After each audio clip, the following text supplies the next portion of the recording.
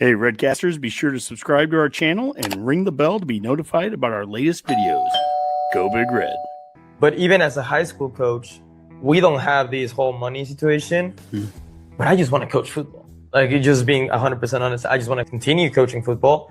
And part of this is there's pressure, there's outside noise, there's the expectations, most importantly, the politics that go behind who's coming where. Now we have transfers in high school as well. I mean, we had 6 transfers last year. So things like that, I can relate with the coaches. I can feel bad for them on that side of things. Because part of why I love to coach is not only because of the X's and O's. I get to pour into someone else's life and see that person grow. If I just have them for a year, I feel like my job is incomplete. So I can see that part.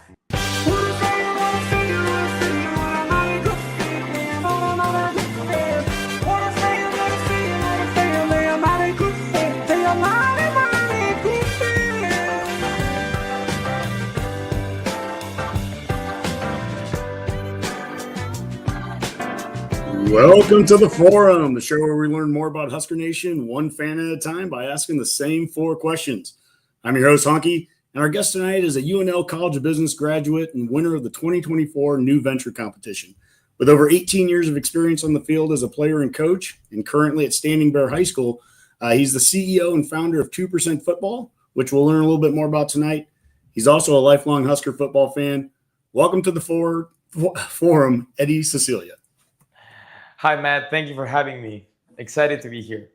Yeah, Eddie, full disclosure for the Redcasters following along here, I've got to know you through my work, through what we've done at the College of Business, what you've accomplished there, the New Venture Competition, and what you're doing with 2% Football.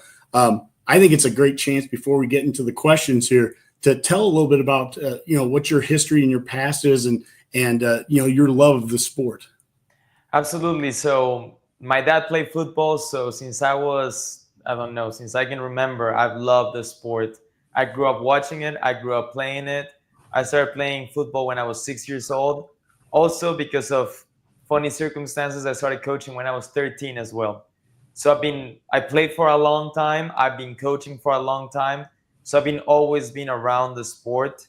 Again, due to some unforeseen circumstances, and an injury on 2020 with the whole COVID situation, one thing led to another. I ended up creating 2% Football.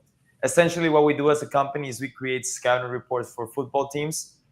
We have middle schools, we have colleges, but we majorly focus on high schools. We know a lot of the coaches tend to be teachers for that same school, which means they don't have a lot of time during the weekend to create and put together the game plan for their next opponent, right? Like, you have to watch so much film and check exams and spend time with your family. So time is a resource, and they have a limited budget of time, if you will. So we help on that end. We become like a little homework for players during the weekend and help on the game planning department, if you will, with coaches. So that is what 2% Football is all about. Like you mentioned, it was great to be in the College of Business. I see that you're showing that up on the screen. Winning New Venture and everything that taught me as a business owner. Obviously, huge thanks to the Center for Entrepreneurship. I worked there and getting to learn from some of those professors about how to run a business, how to do it while I was a student. And now that I'm able to do it post-graduation and everything, I am very blessed with everything that went down during that time and all the lessons that I took with me afterwards. Well, one of the things on the forum for the Redcasters that have been listening to this show for a while is I like getting a lot of people that have different perspectives and different backgrounds as a Husker fan. You mentioned getting involved as a Husker fan and getting involved with football at age 6. You weren't doing this in the state of Nebraska. Where were you at, Eddie, growing up? Yeah, so I'm from Mexico. I was born in Cabo San Lucas. Some of you might have visited on a vacation or two. My parents work in the hotel industry, so we were always on the coast of Mexico. So I was born there. I'll share my story about how I got involved with Huskers Nation, I guess. Mm-hmm. Then we moved to Cancun when I was 6 years old. That's where I grew up. That's where I continued playing and all that. Well, you're doing the hosting for me here, Eddie. The segue is perfect. The fan forum, for those that are new to it, we ask the same 4 questions, everyone on it.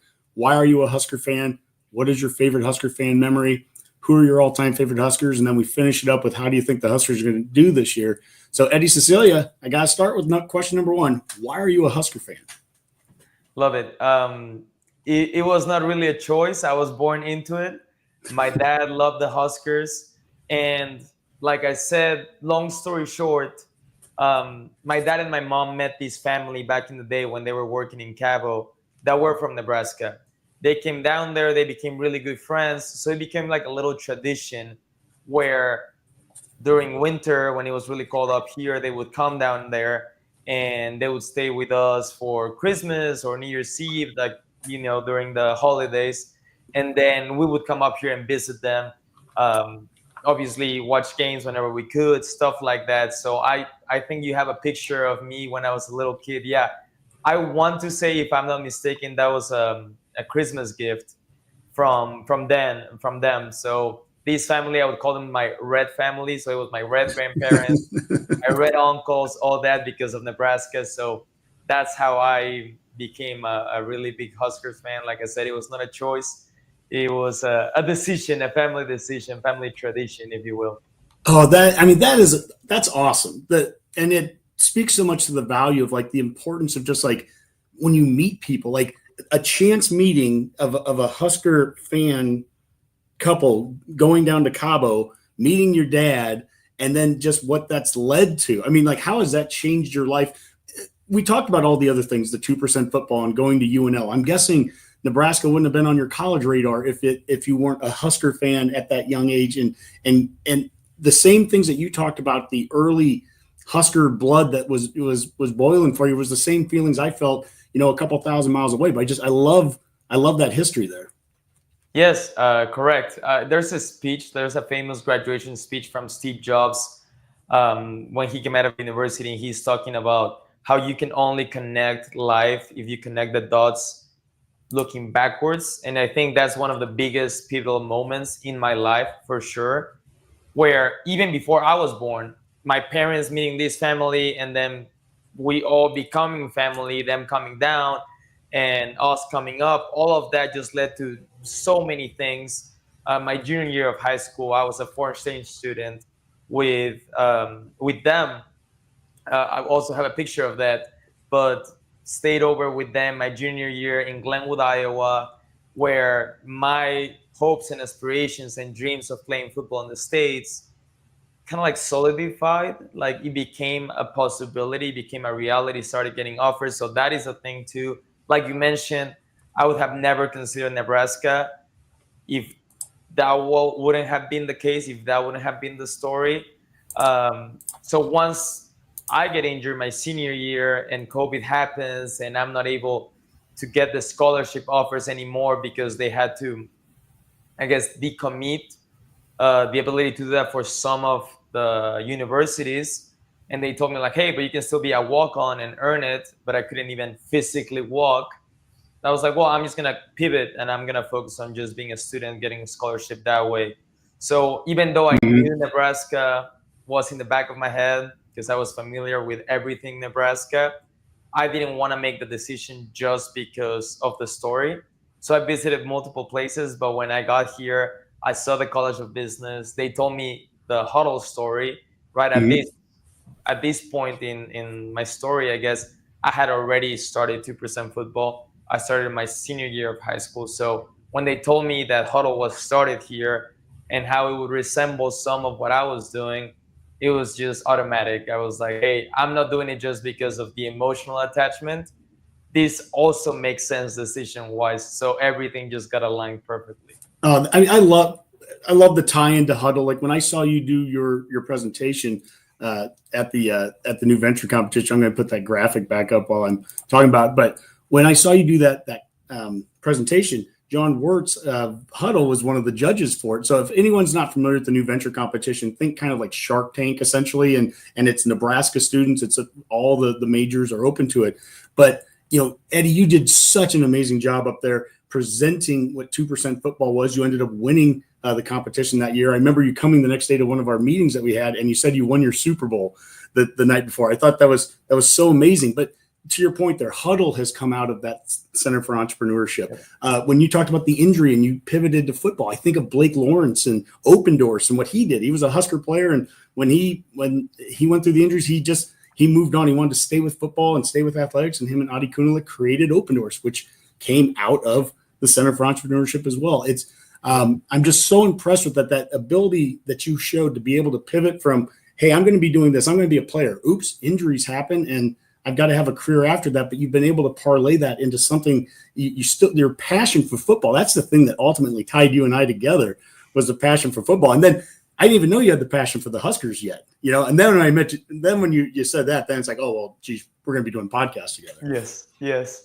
And speaking of that, we did do a podcast earlier. I should reference that video Redcasters that you saw at the beginning. I was on a couple months ago on Eddie's 2% Football. So go to YouTube and go to 2% Football, subscribe, follow that. Eddie does. Tell a little bit about that channel, because I think you're doing some really cool things. You're doing it in Spanish for a Spanish audience, but I love how you're helping promote football that way too. I appreciate that. Thank you. Yeah. So funny enough, that channel is what led to the company. So it was all by accident. Yeah. So again, 2020, I had just gotten injured during the fall. So it was like maybe my second or third game of the season. And it sucked. I was very bummed about the fact that I was not going to be able to finish my last season of high school. Plus, with everything that happened between December, January, everything started looking very dim for me, football-wise, at the college level, right? So I was down, probably like very depressed, probably one of my toughest times in my life. And like I mentioned, I started coaching when I was 13. I don't know if that's huge here in the States, but in Mexico, they invite older players, especially if you're in high school, to come down and coach younger generations. So funny enough, at 13, coaches thought I was smart enough to, or at least for my age, I was smart enough to coach younger kids. So I was coaching like 6-year-olds, flag football at the beginning. And then as I grew older, I started coaching older classes and stuff like that. So 2020, I'm recovering from the injury, and this was like January. And my head coach tells me like, hey, you should come coach the freshman team as they're preparing during their off season. Maybe that will get your mind off of things, and you get to be back on the field for a little bit, right? So like, sure, I'll do it. So I go there, and COVID happens, and I want to say this was like around February, right? So February hits, and they tell us like, hey, we're gonna be off of this for 2 weeks or so, we thought. And I'm like, oh, okay. So I thought about it. I'm like, how about I make a video of the things that we were going to touch on with the players for those 2 weeks and just have it ready to go. So they study that, and that by the time that we come back in 2 weeks, we're ready to go, right? Well, I do that. 2 weeks go by, and they let us know like, hey, never mind, full on pandemic, forget about it. Everything's canceled. Oh, okay. Well, next thing I noticed is I forgot to make that video private. I thought I had just made it private for our players.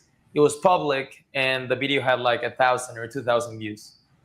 And I was like, oh, okay, like there's something here. So I did some research, and no one was talking about football in Spanish. You can find a lot of resources about football in English, but not a lot of people out there are talking about the X's and O's, especially on YouTube, especially in Spanish and from a coach's perspective. So I was like, this is going to be my therapy. Like, while I'm rehabbing from the injury and COVID's happening and we all have to be bunkered down, I'm just going to start making videos and going to talk about different things football-wise. Literally, my first videos are like football 101. Yeah. Not even on the video, like it's just audio on top of like NFL play concepts and stuff like that. So started doing that. And then one of my ideas was like, I'm just going to showcase how a scout would go about a whole game. So I just grabbed like a random NFL game and just scouted the whole thing, like how I would break it down and distance, offensive versus defensive tendencies, go through the whole thing. And I just uploaded that. And then a Mexican team reached out to me and it's like, hey, that was pretty cool. Will you do this for us once COVID's done? And I'm like, and I get paid? and they go, yeah. So I was like, yeah, I'll do that. But by the way, you can't see my face, but I'm young. I'm going to college. So I had already decided I was coming to Nebraska. So I'm like, I can only do it virtually, I guess, or remotely. And they're like, yeah, that's fine. So I do that. And that's kind of when it clicked. I was like, I can either become a really good scout and do this for multiple teams, or I can make a business out of this, get people who are retired from football but are coaches who still want to be around, make some extra money on the side, just work on the weekends. And now this can become a company. So that's how 2% Football was created. That's awesome. We had similarities a little bit in our coaching. We both did a lot. You're currently doing youth football. In addition to the high school football, I coached youth football in Lincoln for about almost 20 years. And the idea, like, what a great target audience, whether it's youth football or high school coaches, that do you want to do 8 hours of scouting on Saturday morning after a football game, or you can have a report created for you. And what some of the things you've done. I mean, I'm not, trust me, if there's coaches out there that are watching this, people in the sports world that are watching this, if that is interesting to you, that you'd want to learn more, go to 2% Football.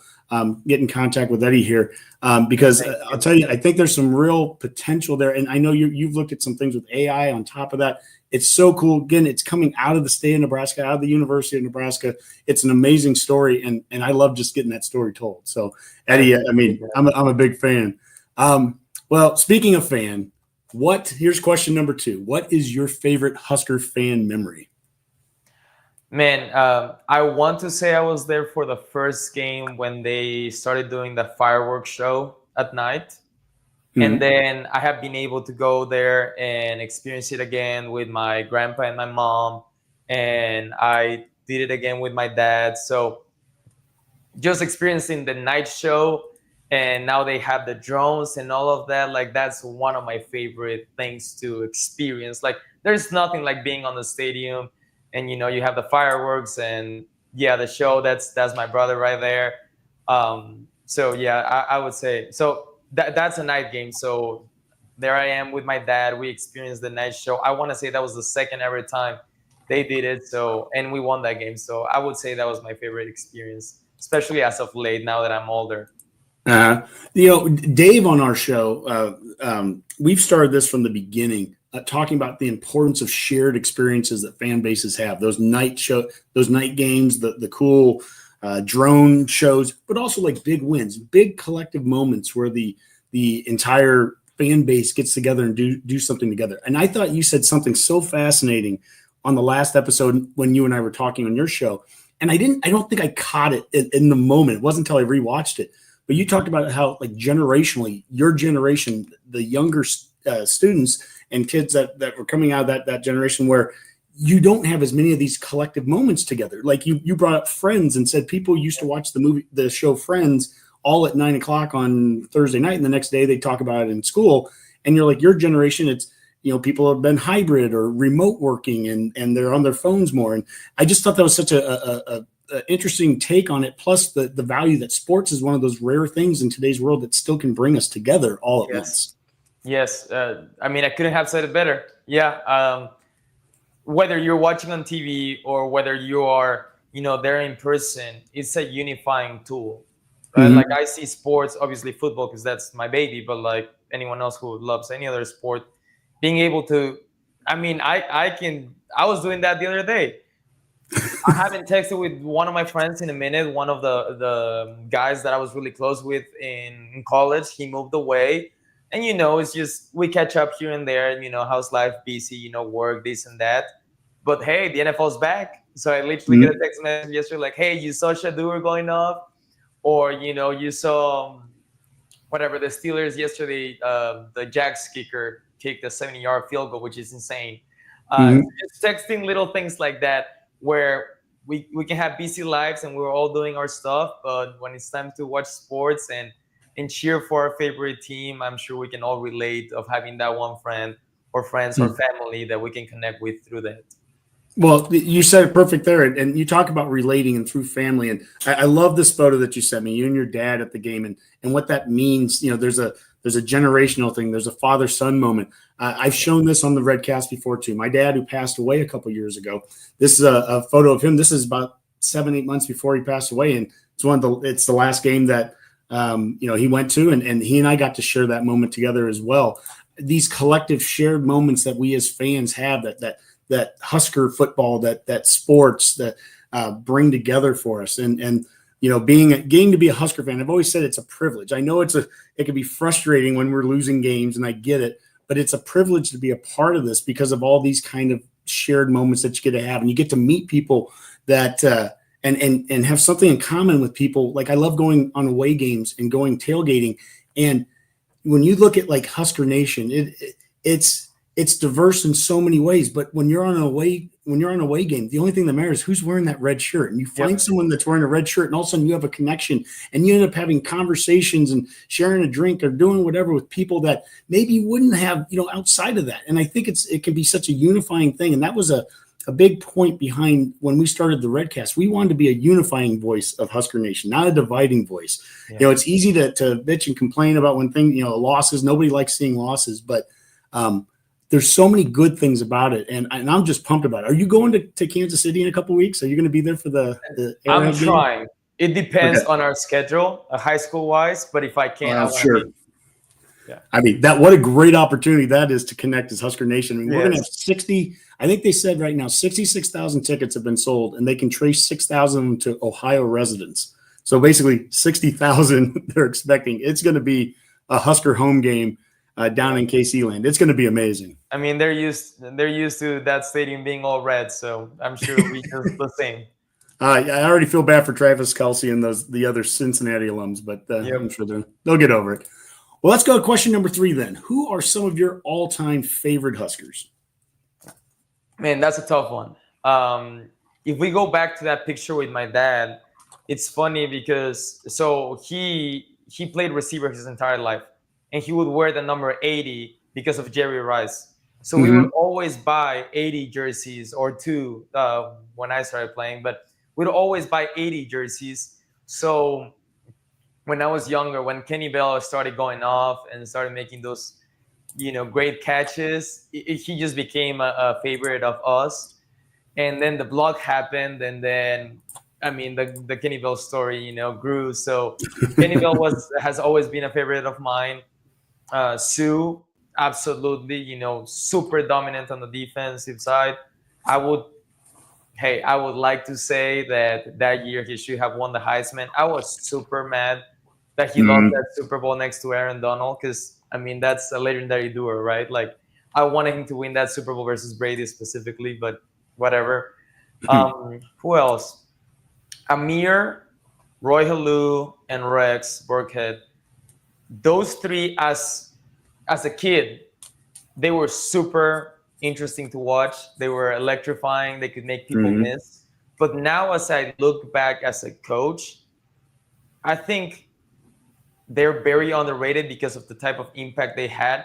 It was on that transition period where if you were a 3-down back, you were someone like Adrian Peterson, right? Like, because Adrian is like 2 or 3 years older than them.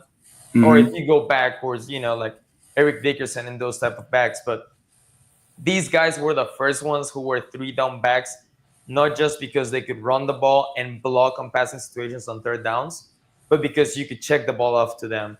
Or, you can throw a couple of screens at them. Amir was great off the backfield. So now looking back at it as an offensive-minded coach, I can see how they were pivotal on those 2010s, 2012s. And, you see what they've done on the league. I mean, Amir's still in the league, so that's great. Roy with the RG3 duo in Washington, that was special. The read option and how that was kind of like the transition of them incorporating the read option to the NFL. So I appreciate that. Rex Burkhead on his multiple stops and winning rings with the Patriots. So I really appreciated that trio. I don't know if Roy played with Amir and Rex. He might have been older or younger. Roy was the first one, and then Rex is in the middle. Played with both. Yeah. So absolutely love those 3. Honorable mention, I have to mention my guy Ron Kellogg. Obviously, Hail Mary is one of the all-time great plays from the Huskers. But now getting to work with him, learn from him, learn with him as we build an offense together at Standing Bear has been a blessing, has been amazing. So huge. And you did an episode too. Again, 2% Football on YouTube. You did a great episode with Kellogg as well. Definitely, Redcasters, go over to 2% Football and watch that. That was a great episode. Thank you. And yeah, we talked about the Hail Mary stuff. And last but not least, I'm gonna shout out Adam Carricker, great defensive end, linebacker, whatever you want to call him.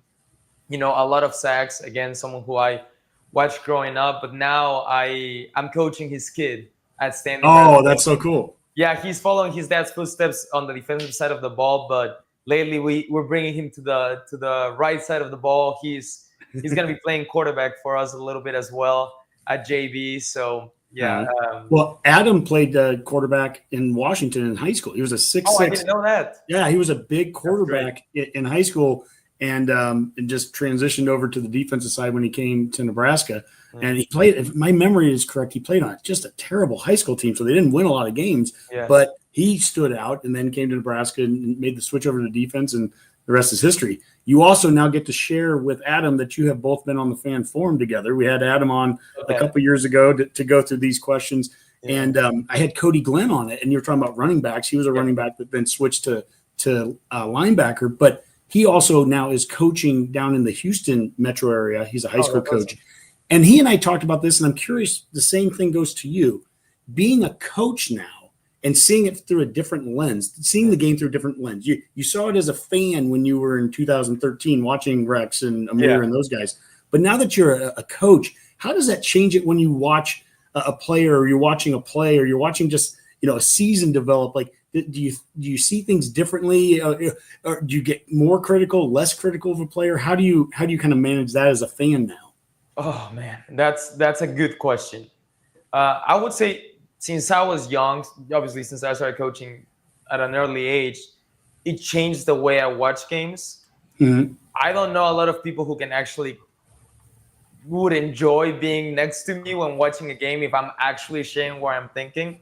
So I have this thing. So me and my dad, Husker fans in college, Steelers fans in the NFL. I grew up, like, he had to travel a lot for work. And so even right now, that's still a tradition of ours. If there's a Steelers game on, we're going to watch it through the phone. Mm-hmm. I would say he's one of the few people who could withstand hearing everything that I'm thinking. When I watch games, it's tough because on one hand, I can appreciate all the tough stuff that fans think is easy, right? Like, I don't know. You can hear, like, I want to say dumb, but it's not a dumb question, right? But like, oh, why do they always run inside where there's more people instead of outside? Like, I've heard people who are not big into the sport as that type of question. It's like, no, I can appreciate why we're running counter or trap, like those little things. So I can appreciate the tough stuff that people don't realize more. Mm-hmm. But then on the other hand, I can also be way more critical about, hey, the quarterbacks keep his progression, right? Like, or why are we not checking it down? Why are we forcing this ball? Or, hey, I can tell maybe, we're running dagger or smash, and this was where the ball's supposed to go, but you decided to scramble. You got us 10 yards and a first down, which is amazing, but we left a 20-yarder or a 30-yarder on the table. So stuff like that, like I said, if you're my friend and we're just watching, I'm not going to say a lot. But if you really want to hear my thoughts, I'm sure I could be a pain in the butt. Yeah. Well, and this is something I think all Redcasters can, if they've played a game on, the Nintendo or whatever the devil the kids are playing these days for, the games, right? If they're playing a game and you're an offensive coordinator, sometimes you call a play because you're trying to set up something 2 plays down the road. You're calling a formation to see what they'll do with that. We had Coach Osborne on one time, and he talked about formations and how, we would run the same play out of 7 or 8 or 10 different formations. Yeah. And early in the game, they'd run all those formations just to see how the defenses would align against it. Now, the untrained eye, then we're watching and all we're watching is the play at that moment in time. Why did he run that play up the middle? Well, he was running that play up the middle, which still produced 2 or 3 yards, but he ran that, and he also figured out how they were going to align against it, because then 3 drives down the road, we're going to be lining up in that same formation, doing something different and seeing, that's the genius. That's the X's and O's and the back and forth of football that just makes it so beautiful. And it can look like a glob of 22 guys running at each other. But when you break it down, when you're getting good at film, and I love what you do with film. I love what 2% Football does with film. I love how you coach kids to get to see film the way that you see film. When that doesn't look like 22 guys of glob anymore, when it actually looks like 22 individual matchups and plays open up and defenders do you start to see technique on plays. Oh, it's beautiful. It is the most beautiful, a good counter sweep and seeing, it's just unbelievable when those things come together, a great play like that. And so, no, that's cool. I love that. I love what you get to do. I think that, thank you. I think you're going to be very successful in any of these ventures that you do down the road, whether it's coaching and 2% and everything. So I appreciate it. Mm-hmm. Well, that leads us really to the fourth question. And this is the one, I told you it'd be about a half hour for the first half. And then the second half is this one question. Mm-hmm. We just hit 30 minutes and here we are now. How do you think the Huskers will do next year? This is where the fan really gets to come out, because we can get into X's and O's and sometimes it's just that, rose-colored glasses, Kool-Aid drinking that I just think we're going to be better. But where do you think we are right now? Year 3 of the rule era. How do you see this year playing out? I think this is a pivotal year for any program. I think year 3 is where it's at, right? Because year 1, you still have people from the past regime, whether it's on staff or players, right? Year 2, now your guys started coming in, and now they're turning into sophomores. They're getting used to the scheme and how you want to run the team, not only on the field, but culture-wise, right? I know I was still studying a couple of years ago when I would hear, like everyone had to carry a gallon of water to stay hydrated, or everyone needed to attend classes, like physically, even if they had the chance to go remote, like stuff like that builds a culture. So now year 3, this is essentially your entire team, right? Like everyone else has filled and left the program because they graduated or transferred out. Now it is your guys taking command of this team. The guys you recruited your first year as a coach, now they're juniors. So now we get to see what a Matt Rule-led team built through and through is all about. So I think this year is going to be big because of that. I mean, I am fairly positive about what we should see as fans. I think we lost a lot of big pieces on defense. We had a great defense, and we lost a lot of big pieces. One on the staff, right? DC, we lost him, and I think we have a great guy jumping on board. I saw him. Would you remind me his name? Oh, Butler. Yeah, I saw Butler talk to us coaches last year, if I'm not mistaken. When he was just a DB's coach, he was going over technique and how they study film and the type of defense and schematics they were running. So just listening to him speak, I mean, I can tell you he's passionate about what he does. I don't think we're going to see a big fall off. But like I said, we were a proven defense the past 2 years. So that's a big loss. And then you have players like Ty Robinson and Hodge, who were staples of our front seven. So I want to see how we incorporate the new pieces that we have on defense, but we should be solid on that side. I am way more interested to see what we do on offense this year. Raiola stepping into year 2. Raiola stepping into a season where I would say the first couple of games he looked very confident. And I know he was against lesser teams, right? But he looked confident and he was making the right checks and the right decisions. But as we got into the middle of the season, he struggled a little bit, right? So seeing what Dana brought to the table the last couple of games and how easy it was for Raiola to execute those concepts, like I said, I'm fairly optimistic for what's to come when it comes to this offense this upcoming year. We have a really good back. I think we have a good receiving corps. I am interested to see what the tight end room is looking like. Harburg is an athlete. I want to see him out there catching passes and blocking. So stuff like that makes me excited. I think the schedule shouldn't be super difficult. Obviously I'm out here talking without being part of the staff, right? But I think we're gonna be contenders this year. Yeah, we had last week. We had on the show Brett Ciancia of Pick Six Previews, and he's a Heisman voter, and he's on some All-American teams and for voting and everything. And he's been doing a great job with Pick Six Previews for the last 10 years. And we talked about that. What does the year 3 effect of Coach Rule mean? And, he's made some subtle changes and some not so subtle changes in his 2 years here. He came in and he's changed up quite significantly, at least the leadership level of his coaching staff. A lot of the position coaches have stayed the same, but we're going into a season where we have all new coordinators at all 3 levels. Yes. And yet it's hard to not be excited about who those 3 are. Dana Holgorsen and him getting those 4 games, like you mentioned last year, him having that chance to just step in, and he was able to take some observations that he saw, and he just thought the playbook was too big. He thought there was too much thrown onto a true freshman quarterback, and he just thought that Dylan at times was playing lost and that he needed to go faster. And by reducing some of that playbook, as coaches, we've had to do that before, where we've thrown too much out and you pull back. He pulled back.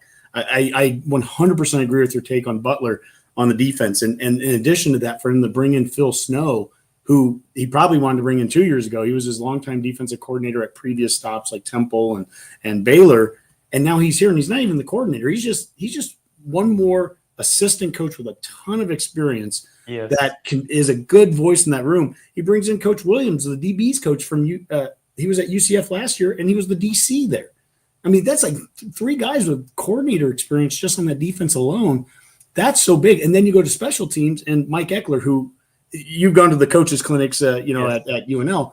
I would go to them back in the day, and Eckler is one of the best coaches I ever saw. And I was there for about 15 years of clinics. He's the best. He is a top 3 coach I saw at Nebraska during that time. And we only had him for about 3 years. And then he went on and moved up the ranks and went other places. Well, he was at Tennessee for the last 3, 4, 5 years, and special teams coordinator, their top 5 special teams. And that's what I'm expecting to see. Yeah, no, I'm excited. And if we want to touch on Dana a little bit more, man, if you guys are not familiar with play calling responsibilities, because one thing is for you to be an OC, and now, just FYI for the viewer, there are multiple teams that are dividing stuff up, right? So even on NFL teams, some teams have an offensive coordinator, and then underneath they split it up, or they straight up just split up the responsibility. So you can have run game coordinator or passing game coordinator. Normally, run game coordinator tends to be the O-line coach. Passing game coordinator could be wide receivers or quarterback coach, right? Well, the thing is, regardless of this situation, once game day is here, it all revolves around the play caller, right? Because we can all be suggesting stuff like instantly, but like I'm always suggesting stuff to run, but run at the end of the day is the one calling the plays for varsity on Friday nights, right? So regardless of how you split up those duties, the play caller is the one who's under duress, who's under stress, who has to make those decisions. So for me, it was huge to see Dana come in there without being part of the staff at all. Because yes, while I may agree that he might have said that on interviews like, hey, the playbook was too big, I'm trying to condense it for Dylan, he was also doing it for himself. Because if you think about it, now, I wish football was as easy as we all call everything the same way. Yes, counter is counter and trap is trap everywhere, essentially. But some concepts or some formations, we can be talking about the same thing, but I can call it totally different than you, right? Like trip snob could be, trio tight for you, right? So if I'm coming in there as a coach who haven't been part of this staff, I have to figure out, am I going to be calling these plays based on the terminology that we're using throughout the entire season? Or am I going to click the reset button and going to call everything with my terminology? So regardless of the situation, it just makes sense that he had to condense the playbook. Because if I'm calling plays for you on the sidelines on Saturday, now I'm either having to adjust on my brain how I call things because I'm not used to calling things like that to your terminology that you used throughout the season, or I'm having to make you guys learn my terminology, but you can't learn so much in a short period of time because we have a new game on Saturday. So that adjustment from the X's and O's standpoint, like that was huge for me. Shouldn't be understated. Yeah. Yes. So seeing that as a coach, I was like, yeah, kudos, like hats off to you. And then as a player, just seeing how many times we called mesh, and you could tell Dylan was just so comfortable with that. And I can break it down if you want to, but it was just refreshing to see that we just had a package to go to on third downs. I do want you to break that down in a second, but I want to get your thoughts on this along the exact same lines you just said. Holgerson was on, I think it was the BTN special when they came through practice a couple weeks ago. He talked about how even over the course of the offseason, he had time now. He had months to, work with the guys, and he could change up all the terminology and move it back to, whatever his comfort level was.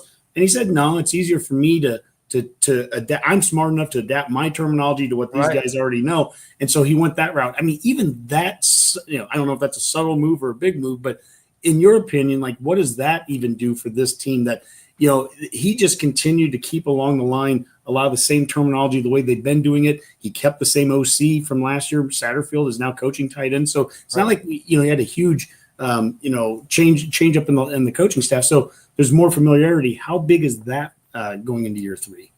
That is huge. That is why sometimes when we see players traded on the NFL, like right before the trade deadline, some of those guys don't succeed with the new team, not because they don't have the talent, but because of this adjustment, right? Like, it is not about learning a new offense or a new defense or whatever. It is about unlearning the past system, and that is super underrated. So when you come into a new system, right? If I'm thinking about what I used to call this formation or what I used to call this play, or there is something that is named exactly the same way as something I used to run, but now is something different, those two things can mess you up as a player or as a coach, right? Mm-hmm. So kudos to him, because he realizes like it is easier to change one person and adjust to this terminology to the whole team. I like it. I would have probably taken the same approach, but yeah, it's a big deal. That's cool. Well, let's get into some X's and O's. We got a coach here doing this. So talk about mesh and explain that. We've said it. We're guilty of saying it on the show. We just say mesh and move on. But there could be a lot of Redcasters out there that don't understand what that means. What's a mesh concept? What does that mean? And how do you coach that? Yes, of course. So just like in anything, depending on the concept, you'll see multiple ways of running mesh, right? But if you hear mesh, and you're going to hear it in college, so Saturdays and Sundays, you're going to hear it a lot. Everyone's running mesh because, quite frankly, it's a concept that has solutions to a lot of the answers, like to a lot of the questions the defense can throw at you. So you have answers for a lot of things. So the main thing is we're going to have two people crossing each other. I have a whiteboard, so I'm going to show it. Yeah, love it. And we're going to have someone sitting right on the ball. So right here, super simple, right? So this forms a triangle right here. So for the quarterback, this triangle is crucial. So my eyesight can just look at this, right? So with these robbing routes, normally you're going to have a tight end being the one running, the one that's on top of the one underneath with a receiver underneath. What we're looking for is how do we attack man coverage? So if we face any cover 1 defense, cover 0 defense, so defenses that are playing man-to-man, they just follow our guys everywhere they go. The moment we run this rub route, normally we're going to have someone crash against each other. We either have defenders crash against each other or the linebackers who are trying to pass off these routes. Like they don't know because they are just looking at our guy, and now they have to communicate the switch or the exchange. So those two crossing routes are amazing versus man defenses. Now, if we don't get a man defense and we're facing a zone defense, cover 2, cover 3, cover 4, that's where our third route comes into play. So right here, what happens is, let's say they're playing zone. When they expand and they exchange those responsibilities. So right here, I don't know if I should have used another color, but these linebackers, let's say they do a really good job of expanding and exchanging the rub routes, right? So hey, they communicate, they scream like I'm staying on this side, you're staying on that side. Well, naturally, that will create a hole right here in the middle. Okay, now I'm oversimplifying this, but Mhm. then as a zone answer, we have an on the ball, or we can run instead of an on the ball. So that's an on the ball route. We can run a 10-yard in, or like an over, like multiple things, just a way to get in there and complete that triangle. So, like I Mhm. said, you can run mesh in multiple different ways, but it has answers for essentially everything. Now, when as an offense, when we have a play that we can call from different multiple looks, it is amazing. And that's what I was referencing with Dana on the last couple of games. He was calling mesh from like 20 different formations, but for us as an offense, it was so easy because it's still mesh, right? So, for example, I'm just gonna draw it up from a trips knob look. So let's say we're running mesh here. So this, we have trips, knob, we're running mesh right there, right? Okay. Mhm. Well, I can go to doubles, for example, and run this version of mesh. So now it's a different formation. We have a two receivers on this side, two receivers on this side, so it's 2x2 formation. And we're running mesh. We're completing that triangle. You see it over there. I mean, I added the post because that could be an alert for a safety. Like, doesn't really Mhm. matter. But for me as a quarterback, it's exactly the same read. Yep. I'm just showing to the defense 20 different looks, and I noticed he kept calling mesh on third downs, and Dylan was comfortable with just completing mesh and going through his progression. So I thought that was lovely.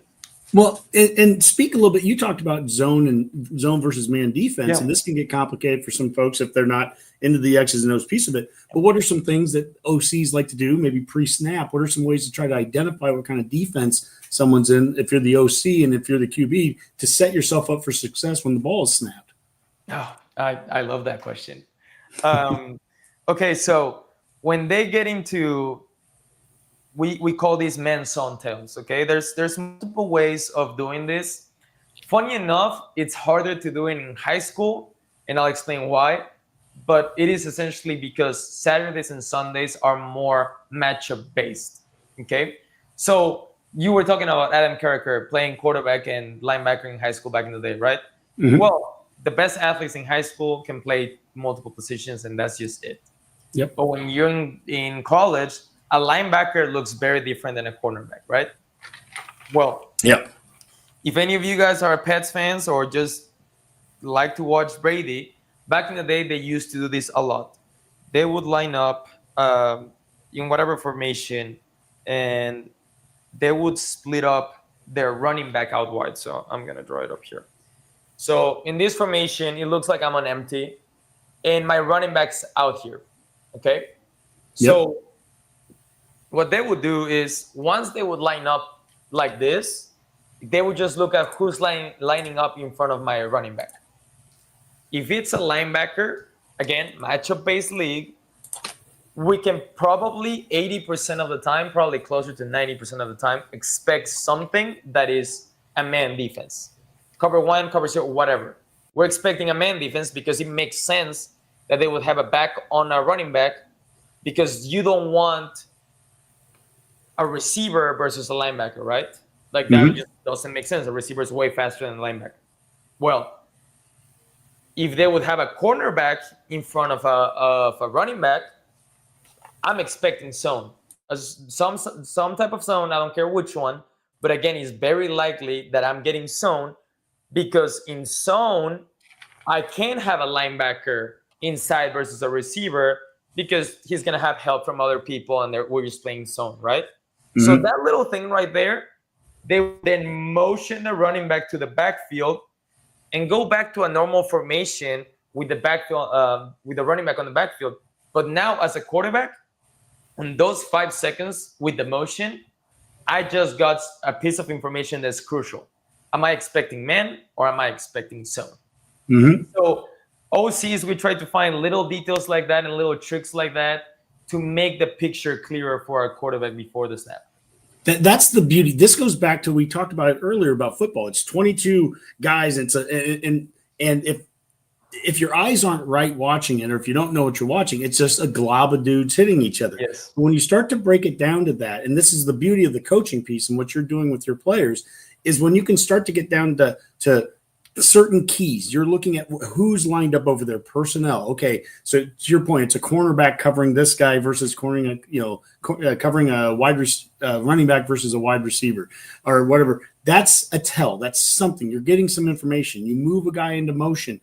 That's some information. How do they adjust to that? Some teams do a pre-snap shift, and there's all different things. They call them eye candy, but a lot of times you're just trying to get a little bit of information from the defense. How do they adjust to it? And then it comes back to, we're going to run the same play regardless of what formation we're in. Yes. We can run the same thing. And I'm telling you, what you drew up there, you're talking mesh and you're talking some stuff that we do in football today. But Osborne, he did the same exact things back in the 90s, in the 80s and everything, offensively with option. And it was a thing of beauty. He would run the same exact play, block it the exact same way, and just do it out of every formation they had. And they'd spread you wide. They'd bring you inside with double tights and full house backfields, but they'd run the same plays. And you don't have to coach the line differently. You don't have to. Yeah. It looks different for them, but it's the same for us. Yep.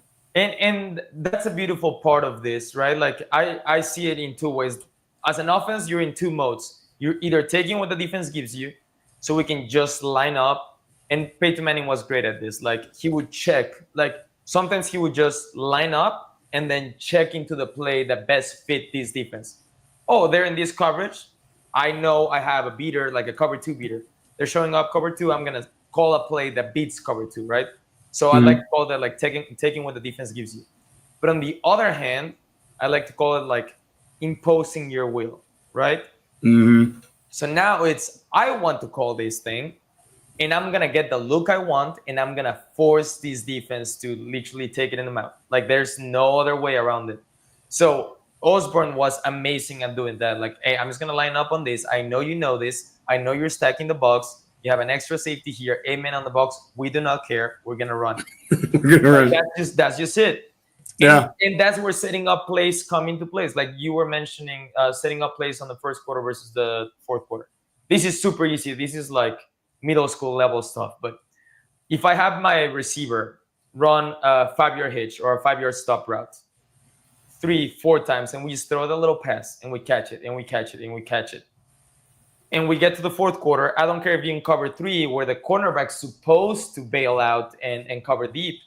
If I run a stop and go, we pump it and then we throw it over the top. I have been setting that up throughout the entire game. So now I am imposing my will. On theory, on paper, the defense is not giving me that deep pass. The cover 3 defense should be ready to stop that.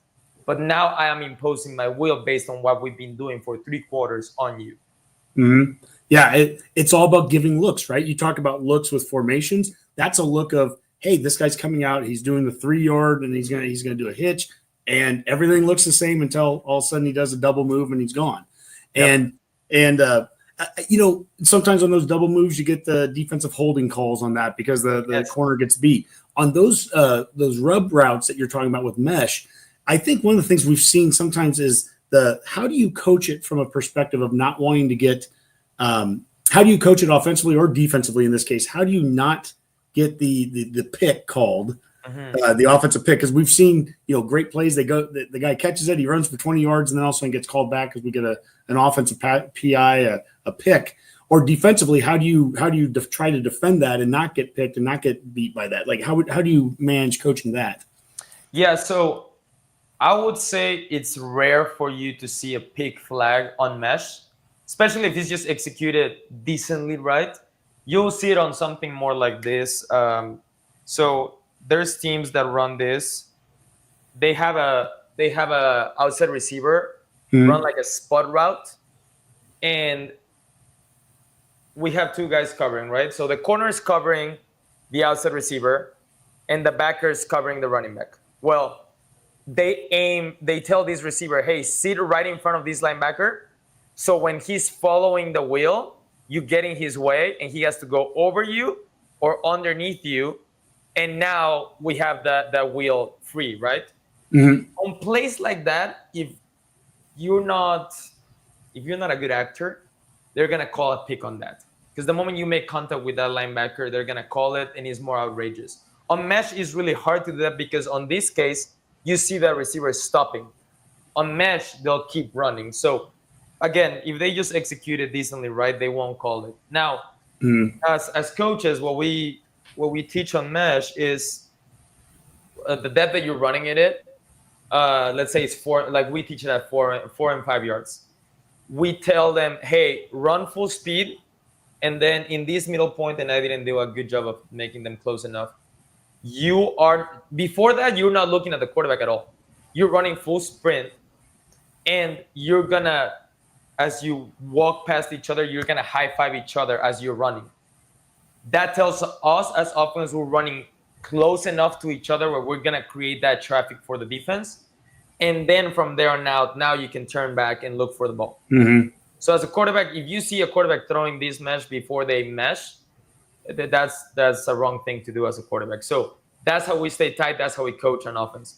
For defense, either you can exchange it, you can play zone, and we stay with our guys. Once we switch, we can banjo it, which is a switch, even when you're playing man. So the moment we're running to each other and I see my guy going to your guy, I say, hey, Matt, banjo, banjo, banjo, or switch, switch, switch. So you open your hips, take my guy, I take yours. Or if you just want to stay straight up man and follow people, you have to make sure as they are running this thing, you stay tight to his hip. So if I'm here and I'm covering him, I want to stay right sticking to his hip, glued to his hip underneath this mesh. So I stay underneath, and the other guy has to do the same, staying over the top. That's how you would defend that playing man to man.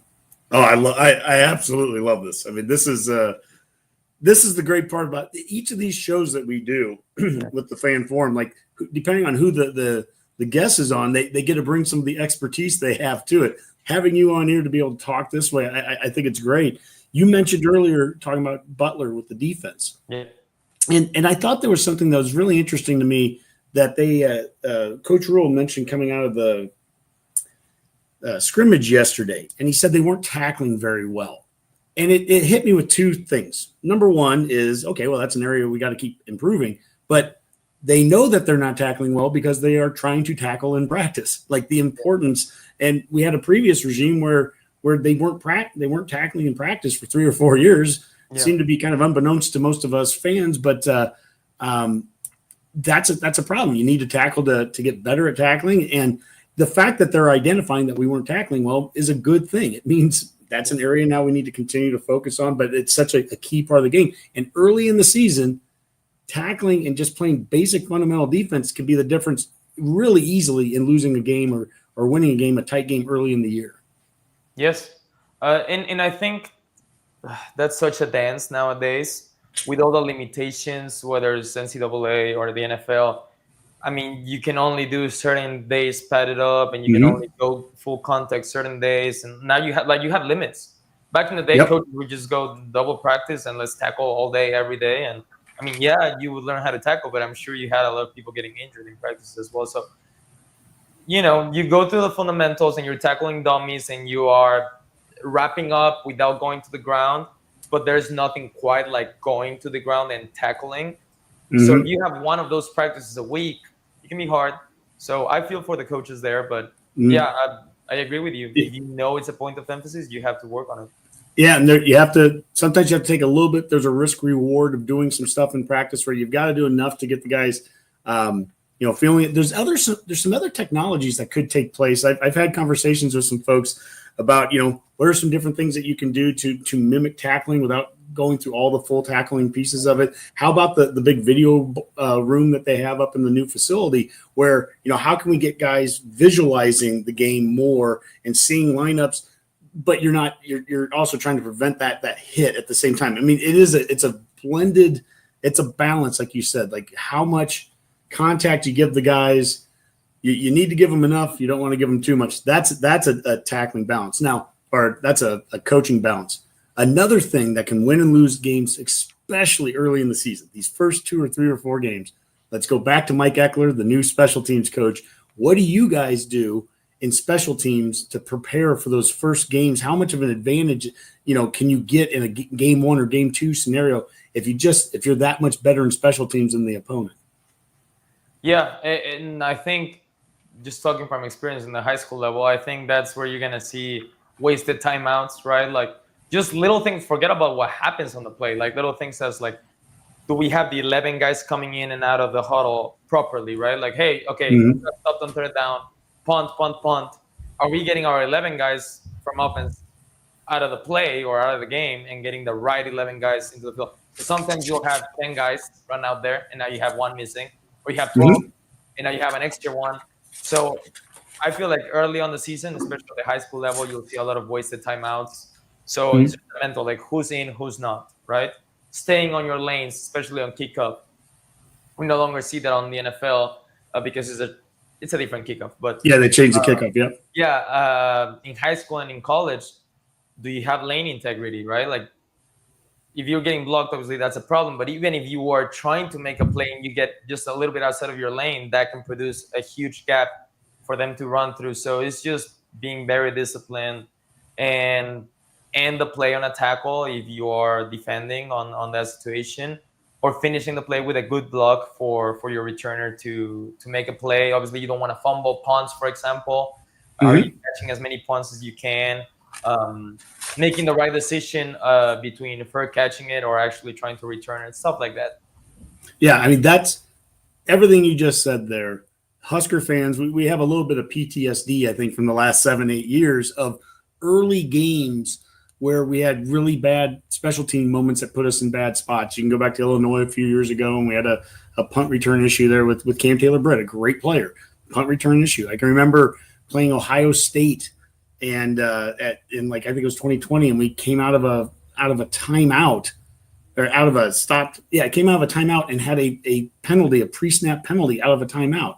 Just things like that where you just got to be better at what you do early in the season. It's not about throwing everything in the whole book at them. It's about being really good at the things that you can do up to that point, and just don't beat yourself. You do that in the first few weeks. We're more talented, I truly believe, than the first 3 teams at the very least on our schedule. Don't beat yourself, and you're 3-0 when Michigan's coming to town. And you talked schedule earlier. Michigan comes to town, and we're 3-0, and it's on national TV in Memorial Stadium. That place is going to be rocking. That'll be huge. Field position is so big, right? Like, yeah, if we get stopped, I always tell my quarterbacks, like, leave to see another down. I'd rather get stopped and we can punt on 4th down than for you to force a dumb turnover. And now they have great field position, right? So little things like that when you're talking about special teams is big. And then I don't know what the number is, but I know it's like if you have a block punt, or I guess if you block a punt, it is something crazy like 90% of the time you end up winning the game or something like that. So, I mean, it's special teams, and I know obviously they have the least amount of snaps on the field, but they can change the game. Yeah, I am so glad. We've talked about that very stat. Boomer on our show. Boomer's our special teams coordinator with the Redcast. Yeah. And we've talked about Urban Meyer. That was his approach. And I think he read that exact same stat in a book. Like it was 90%, some crazy number like that you win if you get one punt block. And he's like, he was basically, if you can guarantee 90% of the time that something is going to happen in football, I'm going to do whatever it takes to make sure we do that. And so he's on the sideline, not as an OC, not as a DC, but he would pay attention on 2nd and 3rd down. He's looking at the opponent's lineup at the sideline. He's watching coaches, that attention to detail. He's watching what's going on from a special team standpoint. Where are they? Are they getting guys together? Every little key that he could catch. And because we're going to block a punt, and if we block a punt, we're going to win the game. Yep. And it was just that approach that he took. It's that level of detail. And the reality is that's the level of detail that you have to have in special teams. And I'm just to always bring this back to the Huskers in this season, Mike Eckler, I feel is confident in that the coaching that position and that group is going to get. I feel as good about it as anything. You know, they've got to execute. You know, I'm not making big, bold predictions, but I am so confident that he is going to be doing all those things that lead to having great special teams. Well, and you know what I'm excited about? We've had so many transfers that should be like the upper echelon of our starting offense or defense that naturally that raises your floor for special teams. Yeah. Because if my starter is even better, that means whoever was my 2 or 3, right? Like if they were good, now we have better material or talent to work with for special teams. Yep. So yeah, the better your ceiling is, the better your floor is. Therefore, the better your special teams are. Yep. And Rule gives the autonomy to those special teams coordinators to play starters. That was one of the things that Heupel at Tennessee, where he was a top 5 special teams coordinator at Tennessee, but Heupel, the head coach, that's the talk there was that he didn't want to see a lot of starters on there, on special teams. And, Rule's going to let the best guys play. And I do, and at the same time, it's a great way to develop players, get some younger guys, so there's the blend. I don't know that you want to have your whole starting defense or offense on a special teams unit, but there are key spots where maybe you do put that starter. Or Ja'Cory Barney, they're talking about now as a punt returner. And we saw how explosive he was with the ball in his hand last year. We haven't had a decent punt return since it feels like Pearsonell was here in 2014. Maybe we probably had one or two with like J.D. Spielman, but it's been a long was time. Here and there. Yeah, it's just been a long time, and we need to get the you said it, field position. A guy catches a punt instead of letting it drop and bounce for 20 yards, but he catches it. Now, if he catches it and he gets 10 yards, it just everything. What can you do to stress defenses or stress the opponents? I remember when we played Michigan with Coach Frost, and Michigan hadn't been down the entire season, night game at Nebraska. We go all the way down the field on them in the first drive, and we get down to the 3-yard line. We don't score, and then we go for it on fourth, and we don't score. Not kicking a field goal, just getting 3 points. Put the other team in a stressful position. They're now down 3-0 for the first time all season in this.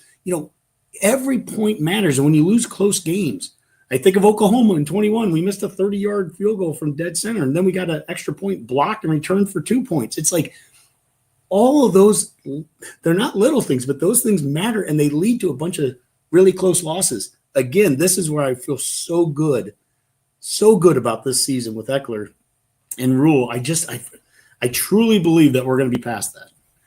You brought up a great point. Obviously, you need a decent and consistent kicker. We had a carousel last year with all that, right? So, a kicker can change an offense as well. Because on one hand, I saw that because I was there for the Ohio State game. And I was like, are we being aggressive or do we just not trust our kicker? Because it could be either or like both sometimes, right? Like, am I just trying to set the tone and go for it on 4th down? Maybe we get a touchdown and now we're really putting them on their heels.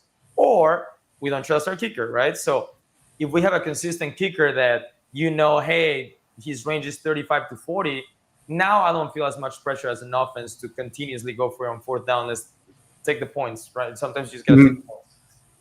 2, also, to your point about the returner, yes, as a coach, you never want to say you got one of your best players hurt on special teams. That's just dumb. But what is more high leverage, like getting an extra play on offense or defense, or maybe a big return, right? Like I go back to DeAnthony Thomas and Tavon Austin and like these guys electrifying, like talking about Michigan, Jabri Peppers, right? Like he was playing offense, defense, and special teams. If they can give you a punt return or a kickoff return for a touchdown or like 40-yarder, that changes the game. Or you can go as extreme as blocking a punt. The Ravens at the NFL level would use Ed Reed sporadically every here and there to block punts. I think he had like 4 or 5 to his credit because they stopped using him after like 4 or 5 years in the league. But they would just put him in there to try to block a punt. And I think you can create those situations where you're not putting them in danger. Like I don't see someone trying to block a punt getting injured unless there's like a freaky accident.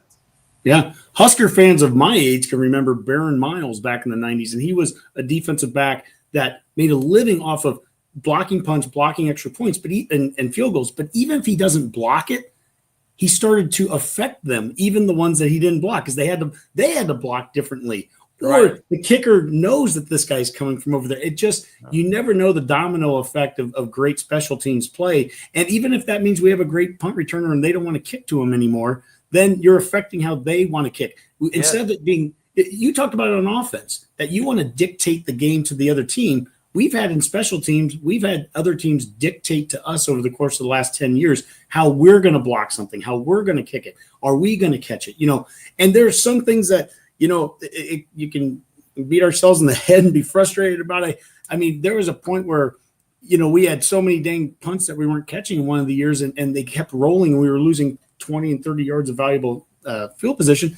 And it's like, can we throw a second punt returner back? I mean, what does it take? You got to at least catch it. Even if you do nothing else, catch it. And so, again, and this is a positive podcast. I'm positive here. I'm saying this is what I love about having Eckler there. I just know that attention to detail, Coach Rule, the same thing. That attention to detail, it gives me a lot of confidence going into year 3 with Rule. There's no science behind this. I don't have a stat for this one, but this is just a theory of mine. If you want to see how good of gunners and like corners on punt return we're gonna see, take a look at how good we are at playing man on defense. Okay. Because playing press man as a corner is very similar to bumping and blocking someone when you're trying to block a gunner on punt return specifically. So if we have really good man corners that can play press, I can almost assure you're going to see the same thing on special teams. And going back to, are we going to catch this thing or not? As a punt returner, if I have really good blocking corners that give me an extra second to determine where this ball is falling, now I can either make a fair catch or get this and make a move.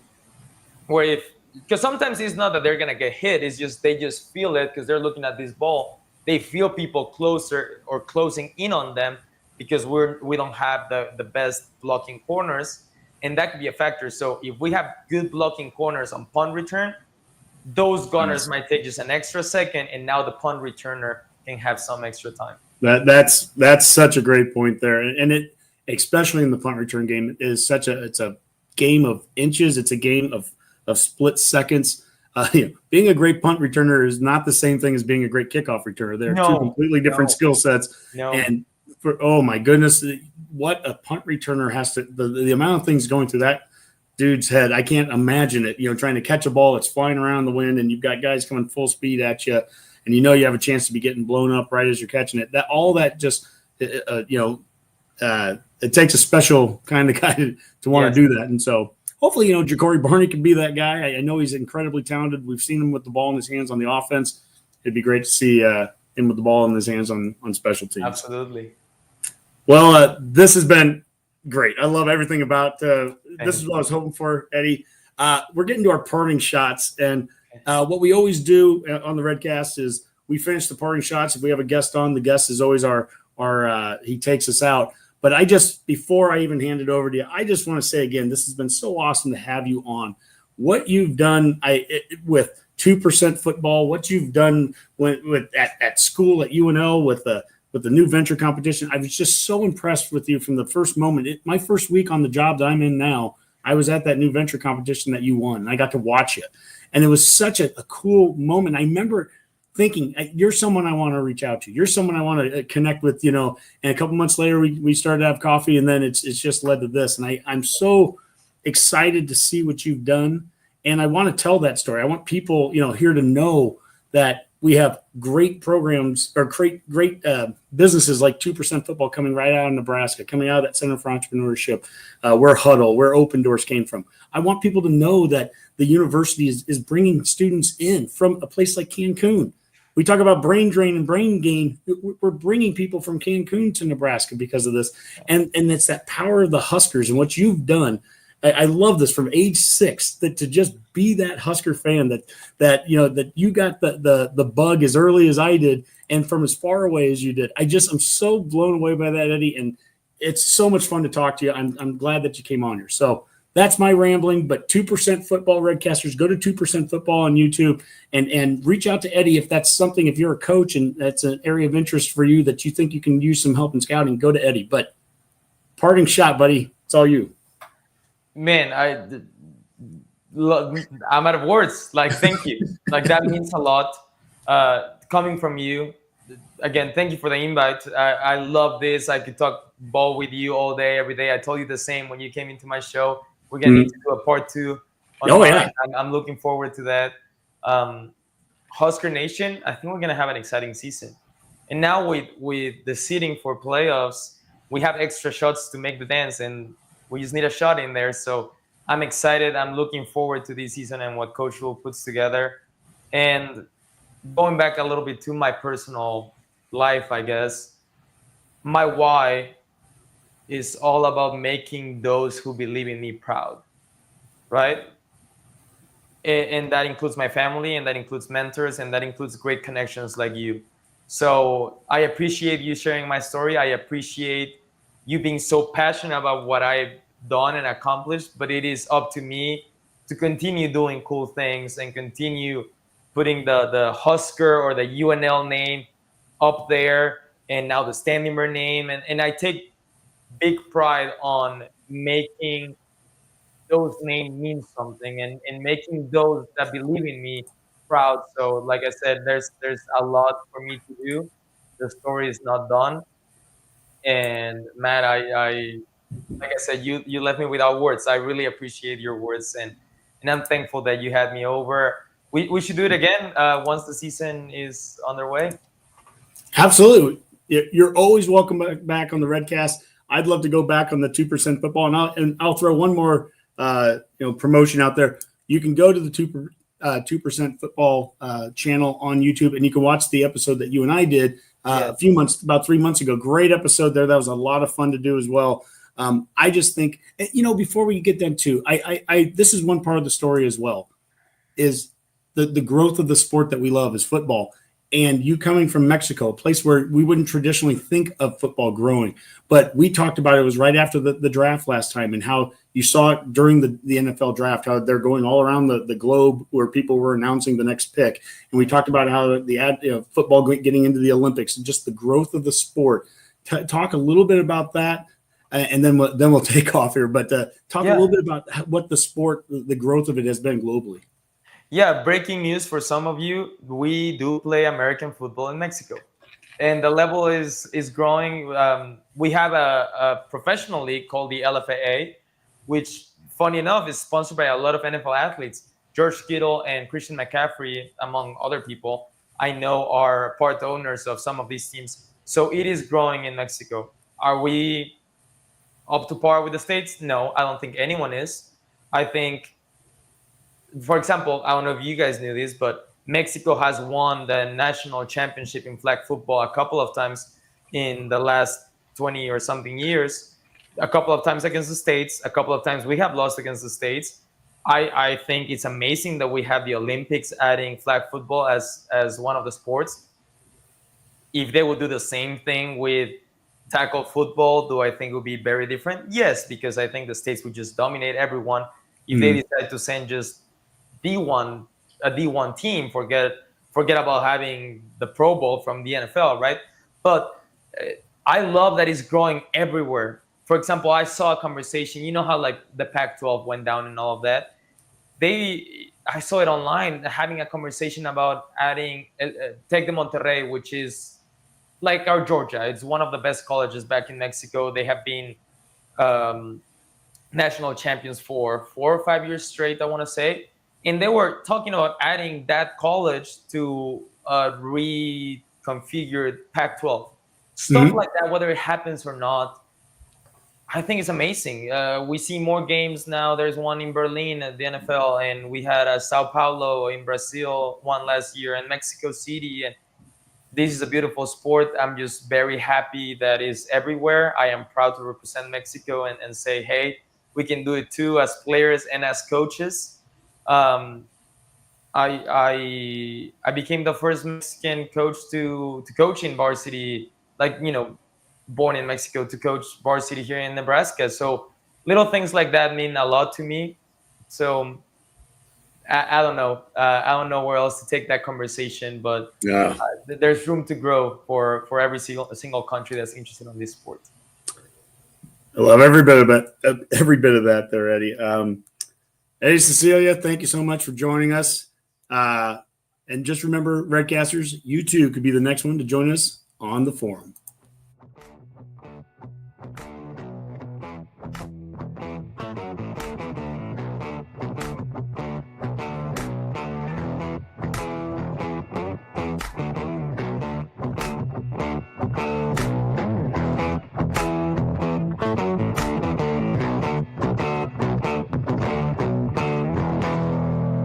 A Herd at Sports Network production.